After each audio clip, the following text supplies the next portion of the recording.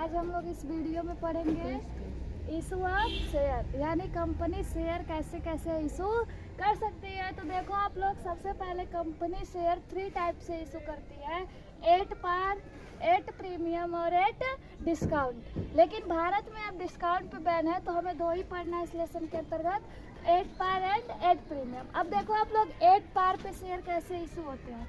तो जब कंपनी का जो शेयर होता है, जब कंपनी शेयर जारी करती है तो उस मार्केट में उसकी फेस वैल्यू पर ही बेच देती है, ऐसे शेयर को हम कहते हैं 8 पार। अब एग्जांपल के लिए देखो, किसी शेयर की फेस वैल्यू 100 रुपया है, यानी जो शेयर कंपनी ने इशू किया है उसका फेस वैल्यू 100 रुपये है, और मार्केट में भी वो 100 रुपये यानी 100 रुपये में ही अगर सेल करती है, तो इस प्रकार के हम शेयर को कहते हैं 8 पार।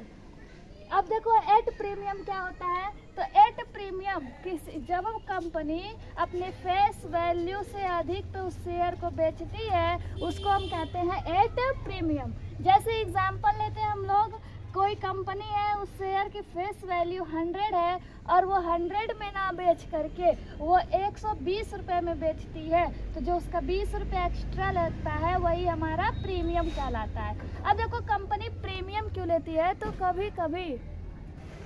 कभी कभी ऐसा होता है किसी कंपनी की गुडविल बहुत ही मार्केट में अच्छा होता है, इस वजह से कंपनी उस पर प्रीमियम लगाती है। या फिर कभी कभी किसी कंपनी का बहुत ही, जैसे उसके शेयर मिल नहीं पाते हैं, अधिक डिमांड होती है, तो इस वजह से कंपनी एक्स्ट्रा चार्ज लगाती है।